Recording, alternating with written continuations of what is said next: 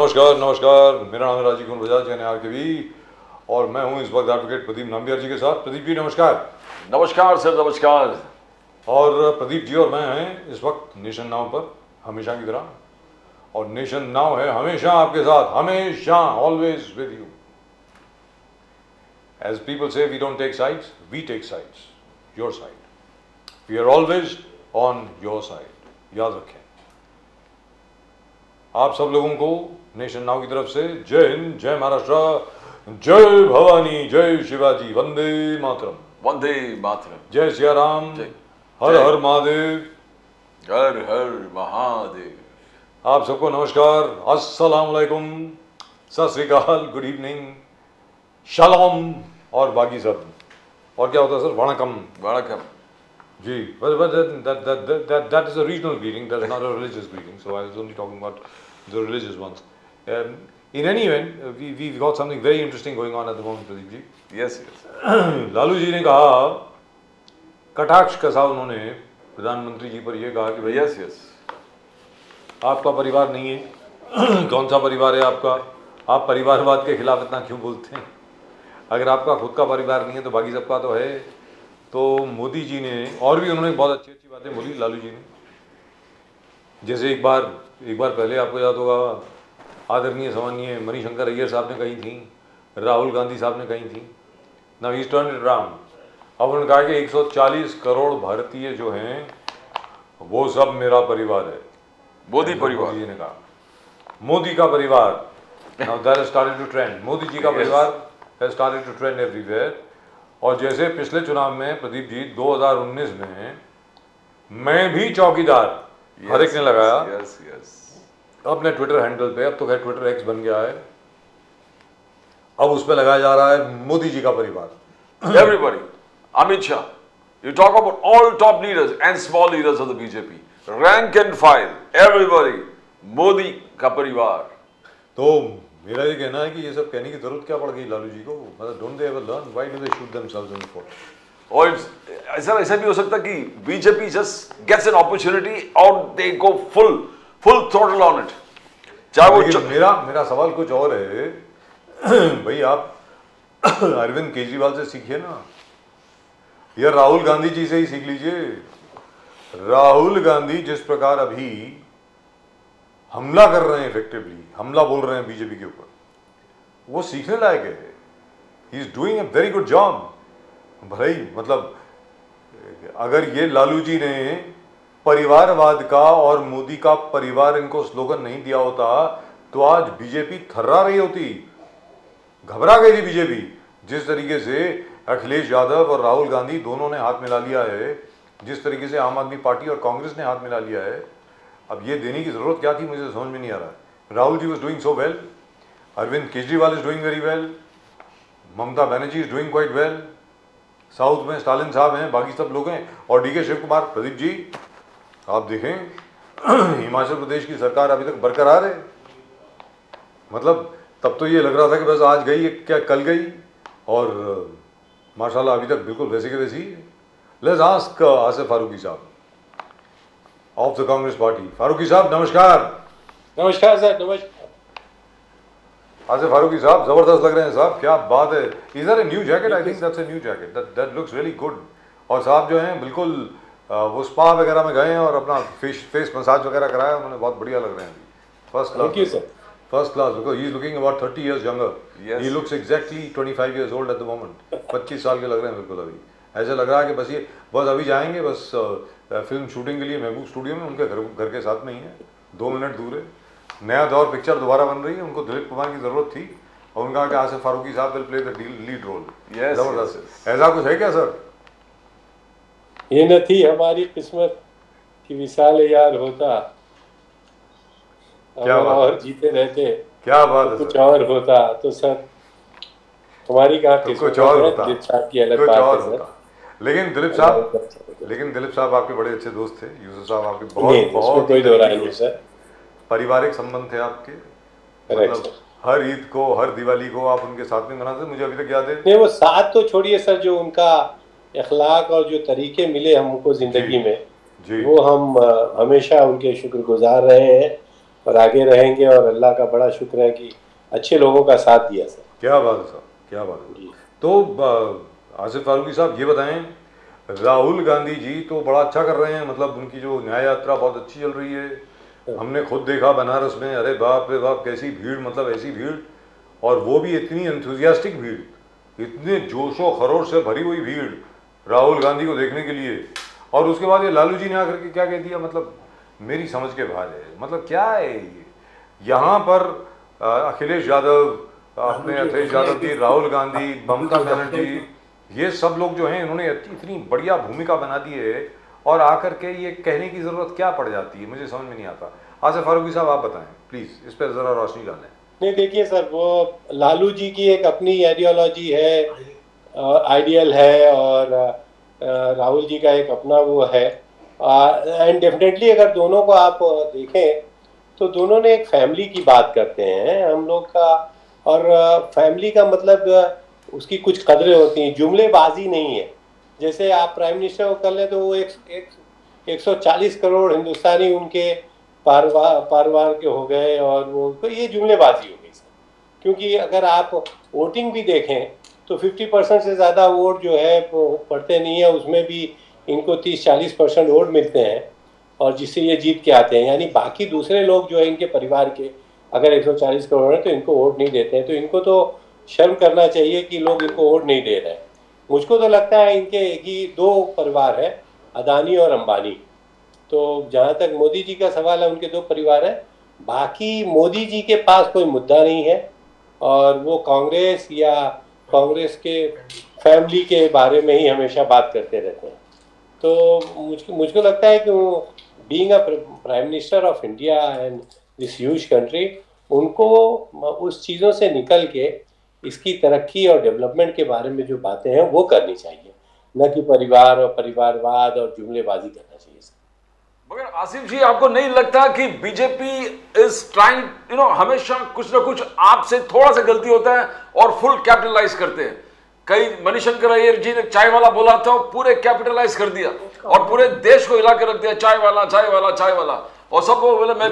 तो उसके बाद चौकीदार चोर है, और वो सक्सेस होने ही वाला था, तो पूरे देश बोले हम भी चौकीदार, मैं भी चौकीदार, मैं भी चौकीदार। एक कैंपेन चला, ट्विटर कैंपेन, जैसे बजाज साहब कह रहे।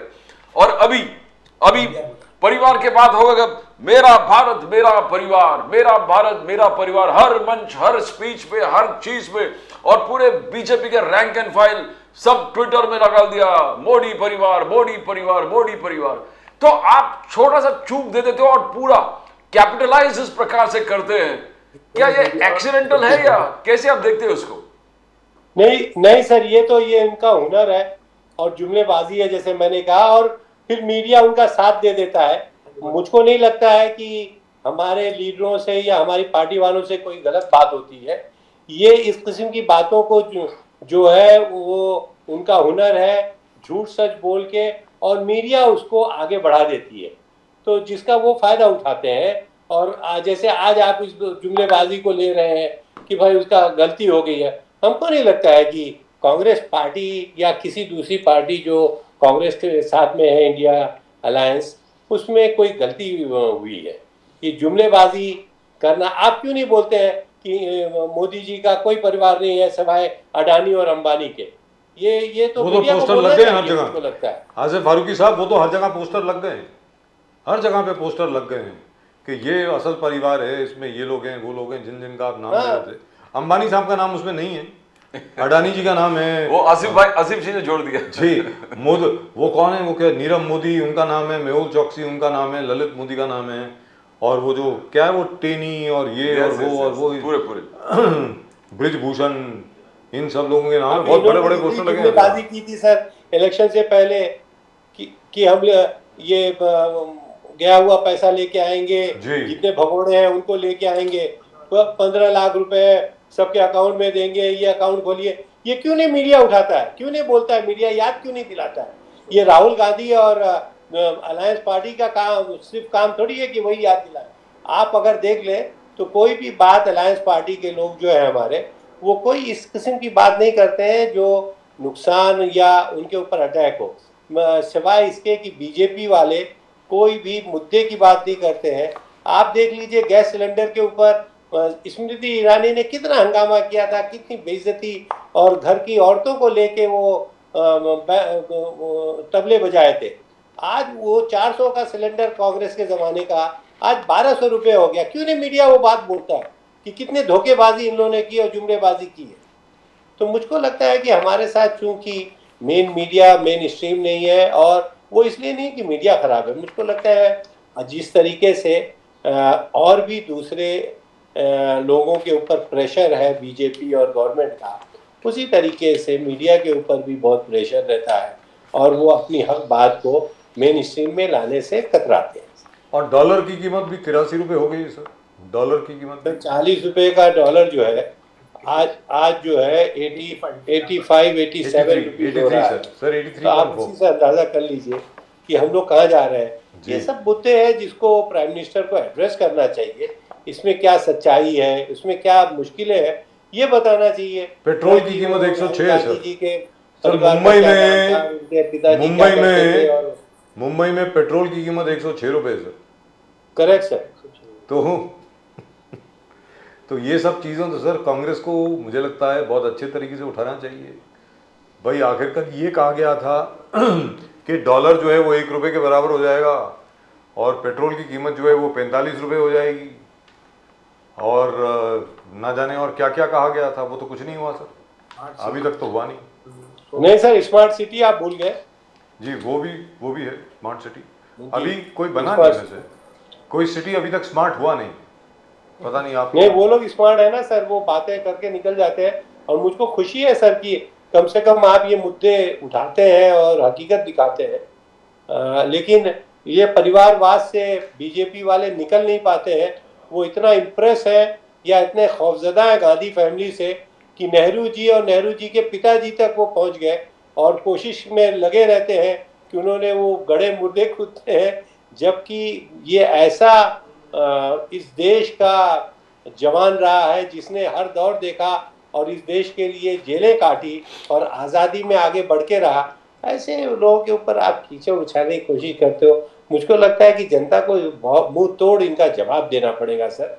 अभी बेचारी परेशान है। आसिफ जी देख रहे हैं, हम लोग देख रहे हैं राहुल गांधी जी बहुत एग्रेसिव हो गए, बहुत एग्रेसिव हो अपने पब्लिक कैंपेन्स में। लोग जुड़ रहे, भारत जोड़ो न्याय यात्रा एक जबरदस्त तरीके से आगे बढ़ रहा है। मगर इसके बीच में खड़गे साहब ने आवाज उठाई कि ये हमेशा मोदी गारंटी क्यों होता है, वाई ओनली मोदी गारंटी, ये why not BJP guarantee, why not सरकार का गारंटी, वाई। ये एक प्रश्न सोचने वाली है। कोई आज से पहले आई डोंट थिंक कोई प्रधानमंत्री इस प्रकार से। तो खड़गे साहब ने जो उठाया प्रश्न ये सही है, बोला कि ये गारंटी, मगर ये गारंटी भी सही नहीं है बिकॉज 25,000 सुइसाइड और 500 स्टूडेंट्स का सुइसाइड पिछले 3 साल में मोदी जी के गुजरात में ही हुआ है, खड़गे साहब का कहना है। तो धोखा देने वाला गारंटी है ये मोदी गारंटी। तो राहुल गांधी जी, खड़गे साहब आज एग्रेसिव मोड पे चले गए हैं। उनको कोई फिक्र नहीं कोई डिफेमेशन केस होगा नहीं होगा, पर ये मोदी गारंटी पर आप जरा रोशनी डालिए। बिकॉज खड़गे साहब ने जो पूछा है कि व्हाई नॉट सरकार guarantee, why not BJP, why Modi guarantee. Sir खड़गे साहब ने जो पूछा है वो डेमोक्रेटिक तरीके से पूछा है कि जो इतना बड़ा देश जो है डेमोक्रेसी के रूल रेगुलेशंस के तहत चलता है, जिसमें बहुत से लोग जिम्मेदार होते हैं, बहुत से लोगों की जिम्मेदारियां होती हैं जो उसको कंप्लीट करते हैं और उनकी जवाबदेही होती है। लेकिन अगर आप हमारे प्राइम मिनिस्टर को आज के देखें बीजेपी के, तो उनकी डिक्टेटरशिप वाला मामला है, वन मैन शो है, वही बोलते हैं, जुमलेबाजी है, कोई उसके आगे बोल नहीं सकता। आज तक उन्होंने कोई क्लेरिफिकेशन नहीं दिया, कोई मुद्दे पे बात नहीं की, और वो सिर्फ जुमलेबाजी करते हैं और सबसे हारने लगते हैं। तो फिर वो जात बिरादरी और ये अगेन एक बहुत बड़ा जुमलाबाजी उन्होंने शुरू की कि 140 करोड़ जो है यहाँ के देशवासी मेरे परिवार है। सर आप बता दीजिए, ये जुमलेबाजी के अलावा नहीं तो और क्या है? आप मुझको बताइए ना।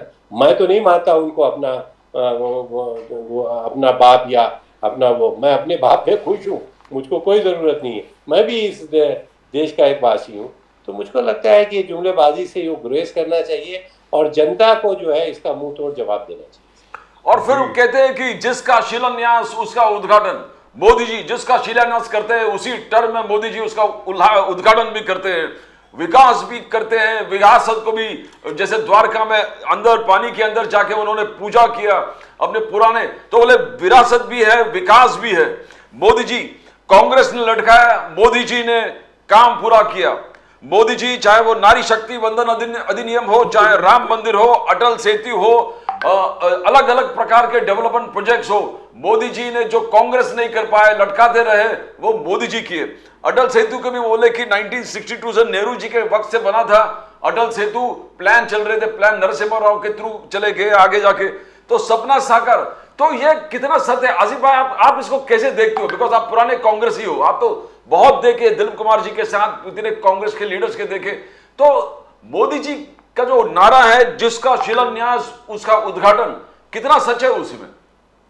सर देखिए, ये सब का एक ही जोड़ है, जुमलेबाजी। और आज का दौर जो है मीडिया का और सोशल मीडिया का दौर है, जिसमें डिफरेंट फेजेस चाहिए, शक्लें चाहिए, कपड़े चाहिए, क्योंकि फोटो का दौर आता है।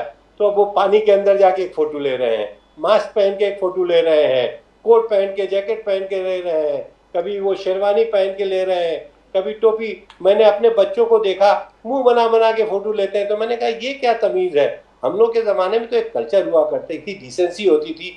फोटो के वक्त आप जो है एक बहुत ही सादे तरीके से अपने एक नेचुरल तरीके में रहिए। बोले नहीं डैडी, अब सोशल मीडिया का है, हर पोस्ट डिफरेंट होना चाहिए। तो मुझको लगता है मोदी जी इसमें बहुत माहिर है। वो पानी के अंदर भी जाके फोटो ले रहे हैं, पानी के बाहर भी ले रहे हैं, कपड़े उतार के भी उन्होंने फोटो लिए, मैंने देखा।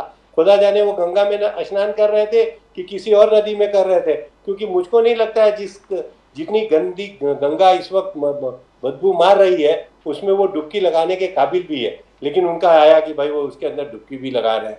तो मेरे ख्याल से ये सिर्फ अपनी मार्केटिंग करते हैं, जिसका वो फायदा अपने जो इलेक्शन के ज़माने में करना चाहते हैं।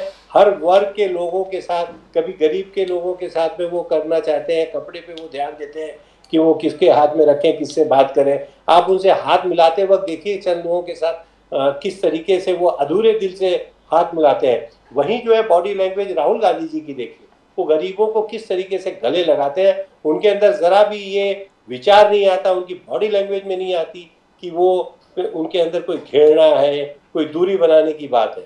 तो ये सब चीज़ें मेरे ख्याल से जनता को तो इस बार आपको क्या लगता है सर, इस बार आपको क्या लगता है, क्योंकि आपने तो जुमलेबाजी कहा है इसको, तो क्या ये जुमले इस बार काम करेंगे? 2 बार तो काम कर चुके हैं, 2014 में भी काम किए, 2019 में भी काम किए। 2019 में तो जिनको आप जुमले बता रहे हैं वो 303 सीट लेकर के आ गए। इस बार क्या होने वाला है?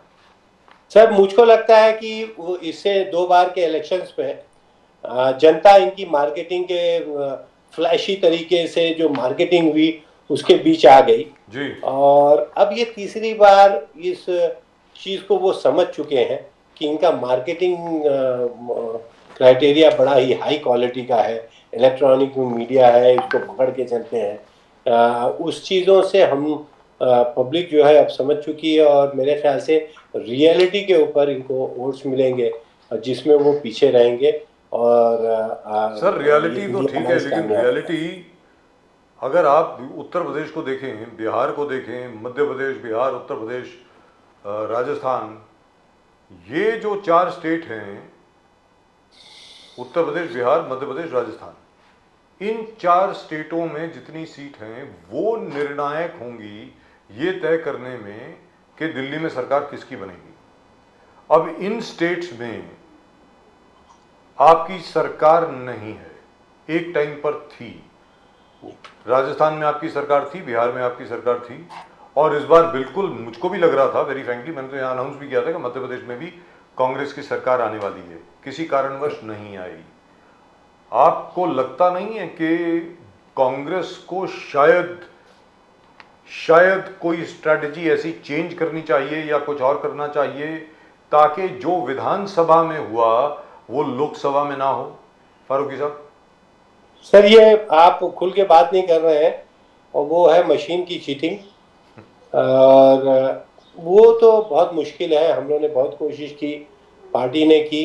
हम लोग अब नज़र रखेंगे, वर्कर के को बहुत अच्छे से इस बात का समझ में आ गया है कि मशीन के अंदर चेंजेस होते हैं, तो फिज़िकल लेवल पे अगर वो हम लोग कंट्रोल कर पाएंगे। तो उसके लिए हम तैयारी कर रहे हैं। बाकी रह गया कि वो इलेक्ट्रॉनिक उस मशीन के अंदर कोई छेड़छाड़ करेंगे तो उससे तो हम लोग बहुत परेशान हैं। लेकिन सर मुश्किल ही मैं लगता है कि आपसे उसको जानना बहुत चाहता ज़्यादा हूँ, कंट्रोल कर पाएंगे। लेकिन सर मैं आपसे जानना चाहता हूँ, मध्य प्रदेश से कोई 200 के करीब ईवीएम मिले थे किसी गाड़ी से, छत्तीसगढ़ में 150-200 मिले थे, तो उनको लेकर के तो बहुत हंगामा होना चाहिए था पूरे देश में।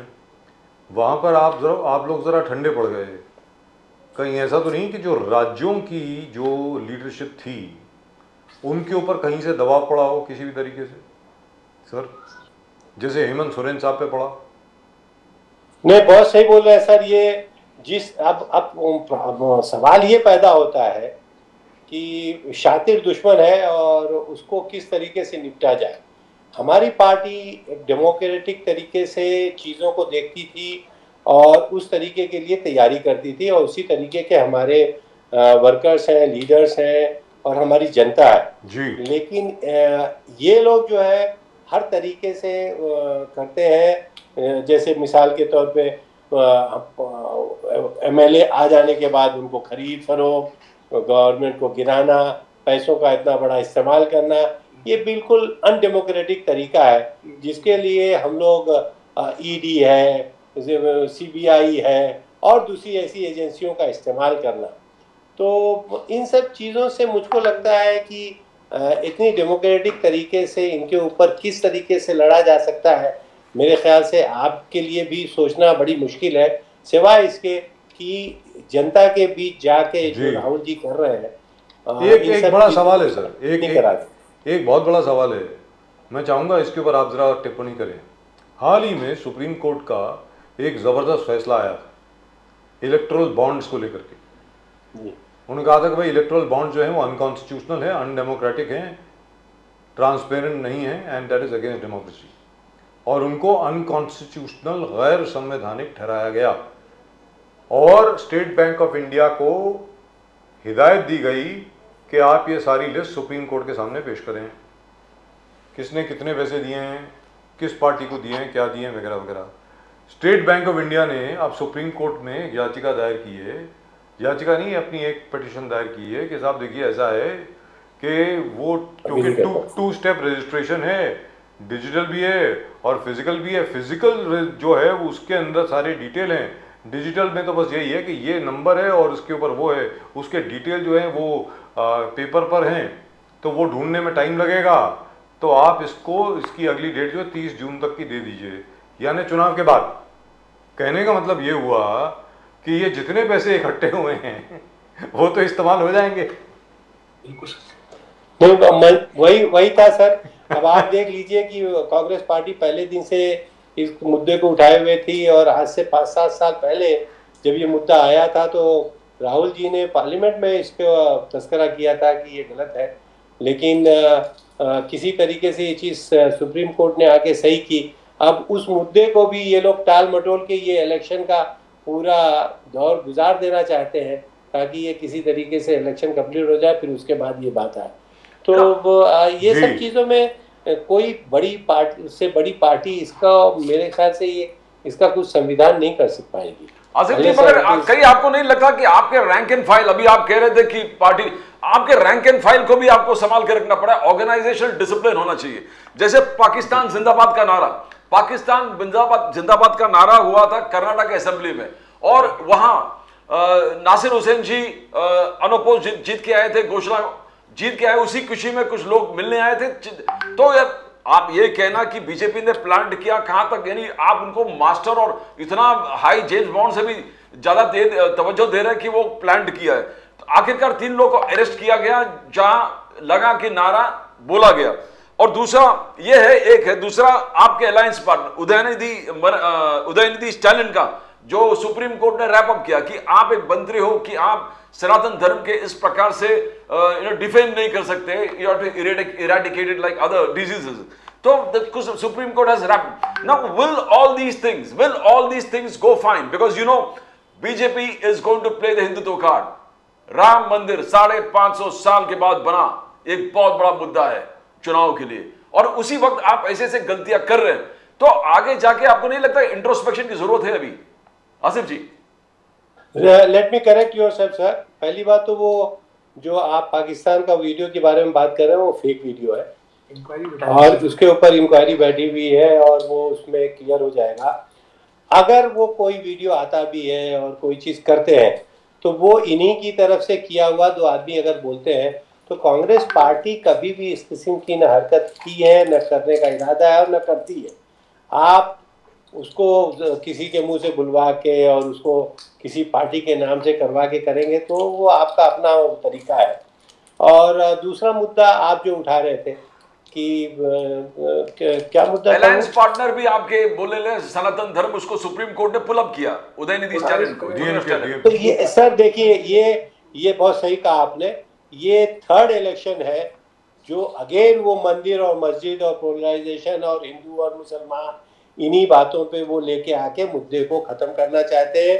वही इनका एक मुद्दा रह गया और कोई इनके पास नहीं है। तो मैं एक बार फिर से वही बोलूंगा कि आप बताइए कि इसके लिए अलायंस पार्टी, राहुल गांधी या कोई भी क्या कर सकता है सिवाय इसके कि जनता को इनको बुरी तरह से हराना पड़ेगा। और जनता ने ये समझ लिया है तो ये काम बहुत आसान हो जाएगा। आसिफ फारूकी साहब, आप उत्तर प्रदेश से, उत्तर प्रदेश में जो अभी तक नाम लिस्ट जो रिलीज की गई है बीजेपी से, उससे आपको क्या लगता है? क्या ये विनिंग कैंडिडेट हैं? उत्तर प्रदेश की जो लिस्ट आई सर है, ये बात आप पर्सनल लेवल पे मुझको पूछेंगे तो आपके एक पर्सनल दोस्त उसमें शामिल है, इसीलिए आपके एक पर्सनल वो एक पर्टिकुलर सीट का आप बात करेंगे। नहीं, मैं एक पर्टिकुलर सीट की बात नहीं कर रहा, मैं सिर्फ जौनपुर की बात नहीं कर रहा, मैं सिर्फ जौनपुर की बात नहीं कर रहा में है वो आप सर, मैं सिर्फ जौनपुर की बात नहीं कर रहा में है उस वहां के लिए जी।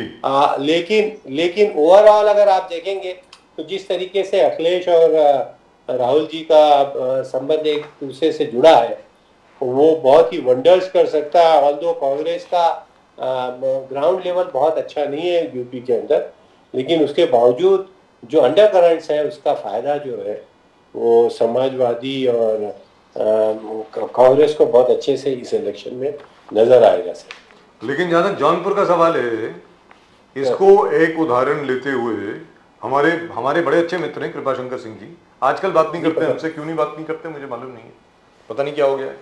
मैं कहा यार बीजेपी, कांग्रेस से बीजेपी में गए हो, हम तो पत्रकार हैं, हम तो किसी पार्टी में नहीं है, लेकिन फिर भी आजकल वो बात नहीं करते हैं।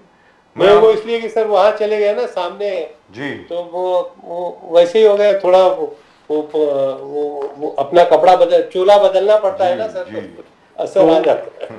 तो मैं आपसे ये पूछ रहा हूँ, वो उदाहरण देते हुए मैं बीजेपी वालों से भी ये पूछूंगा, सर आपको लगता नहीं है कि भारतीय जनता पार्टी बनी 1980 में, उसके पहले भारतीय जनसंघ बनी 1956 में।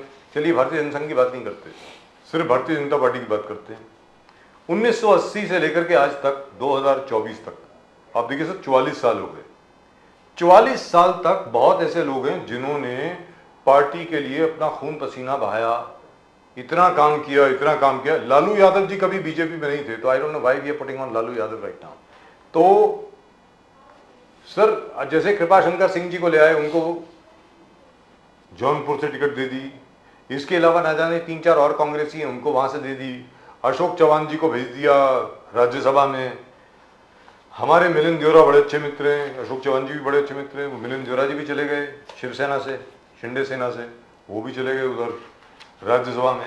तो भारतीय जनता पार्टी का जो आम कार्यकर्ता है बेचारा, और जो नेता है इतने सालों से जो बीजेपी के लिए काम कर रहा है, मोदी मोदी मोदी कर रहा है, तो मतलब उसका कोई वर्चस्व नहीं है। जो जौनपुर का कार्यकर्ता है वो सिर्फ दरी बिछाने के लिए है, कनात लगाने के लिए है, पोस्टर लगाने के लिए, क्या पूछना चाह रहा हूं सर आपसे। जैसे वहां के धनंजय सिंह जो है, अखिलेश सिंह जी जो है वहां के, उनका क्या होगा बेचारों का? तो सर ये आप जो बातें पूछ रहे हैं वो डेमोक्रेसी फ्रेम ऑफ वर्क में रह के पूछ रहे हैं, लेकिन पहले भी मैं बता चुका हूं कि इनका डिक्टेटरशिप है सर, और ये सत्ते के लिए काम करते हैं बाय हुक और क्रुक। तो वो किसी भी तरीके से वो सत्ता हासिल करना चाहते हैं। कांग्रेस पार्टी से इतने नेता तोड़ के गए। वो आज ही मैं टाइम्स ऑफ इंडिया में मिलिंद देवरा के बारे में पढ़ रहा था जी, कि वो इलेक्शन लड़ना चाहते हैं साउथ बॉम्बे से जी। तो आप इमेजिन कीजिए कि कांग्रेस पार्टी में रह उनको कांग्रेस पार्टी ने क्या नहीं दिया उनको। जी लेकिन जिस तरीके से वो चले गए और फिर अब इतने उत्सुक हैं कि बीजेपी और शिवसेना मेरे शिंदे सेना के साथ में बावजूद इसके कि राज्यसभा मिल गई और वो इलेक्शन लड़ना चाहते हैं। अर्जुन 2 बार मंत्री बने कहीं ना कहीं उनके ऊपर प्रदीप जी। प्रेशर रहा। अर्जुन जी, दो- मोढवाडिया गुजरात से आपके बहुत सीनियर लीडर वो भी छोड़ के जा रहे हैं। अब आपके तो बड़े बड़े सीनियर लीडर छोड़ के जा रहे हैं और सब मोढवाडिया छोड़ने के साहब बाद कहते बोल रहे हैं हैं कि राहुल गांधी जी के पास कोई स्ट्रेटजी नहीं है मोदी जी को 2024 में टेक ऑन करने के लिए। और मोढवाडिया साहब कहते हैं कि क्योंकि श्री राम की इन्होंने तौहीन की इसलिए हम जा रहे हैं। सर क्या है वो एक शेर है ना सर कि कोई यूं ही बेवफा नहीं होता, कुछ तो मजबूरियां नहीं होंगी। जी। तो मुझको नहीं लगता है कि हमारे जो इतने बड़े बड़े नेता वहां जा रहे हैं वो इतने बेवफा हो गए थे जी कि वो कांग्रेस पार्टी उनको अचानक इतनी खराब लग रही। बहुत सी मजबूरियां बेचारों के साथ रही होंगी और हम आशा करते हैं कि वो मजबूरियां उनकी खत्म हो और वो अब ऑक्सीजन और बहुत अच्छे से सांस लेके अपनी पार्टी में आ जाएं और क्योंकि आदमी अपने सर घर में मिलिंद जब देवरा रहता तो है ज्वाइंट ट्रेजरर भी थे। अभी अभी जो उन्होंने ज्वाइन किया वो तो एआईसीसी के ज्वाइंट ट्रेजरर थे सर। जी सर। मतलब नहीं सर वो तो अभी आप यूँ देखें तो अशोक चौहान जी तो चीफ मिनिस्टर महाराष्ट्र थे सर 2 बार और हमारे बड़े लोकप्रिय नेता थे। दो बार वंडर्स किए हैं, उनके फादर्स ने वंडर्स किए हैं जी। इस पार्टी में रह के और इस देश के लिए किया है। लेकिन मुझको लगता है कहीं ना कहीं उनके ऊपर ऐसी मजबूरियां थी, इतना प्रेशर था कि वो उस प्रेशर के आगे उन्होंने हथियार डाल दिए। जिस तरीके से आज दूसरे स्टेट्स के अंदर आपने देखा, अभी आप बोल रहे थे कि झारखंड में जिस तरीके का खेल खेला जा रहा था तो वो तो बड़ी हिम्मत की बात है कि अभी तक टिकी हुई है। डीके शिव कुमार को देख लीजिए, आज जिस तरीके का सुप्रीम कोर्ट ने उनके फेवर में फैसला सुनाया है ये बड़ा इंकरेजिंग है कि उस शख्स ने 3 महीना जेल काटा, इनके आगे झुका नहीं और आज सुप्रीम कोर्ट ने उसको रिलीफ दिया। वो मनी लॉन्ड्रिंग मतलब जी। खत्म। बीजेपी ने अपने पार्टी फंड का कलेक्शन चालू कर दिया, पार्टी फंड में जमा करो पैसे। और सबसे बेहतरीन उदाहरण उन्होंने दिखा कि मोदी साहब ने 2000 रुपए का चेक 2000 रुपया दिया, चेक फाड़ कर दे दिए। बोले कि ये छोटा शुरुआत है और सबको प्रेरणा, सब बीजेपी के रैंक एंड फाइल इसको प्रेरणा, इससे प्रेरणा लेने वाली बात। How do you see it Asif Farooqui ji?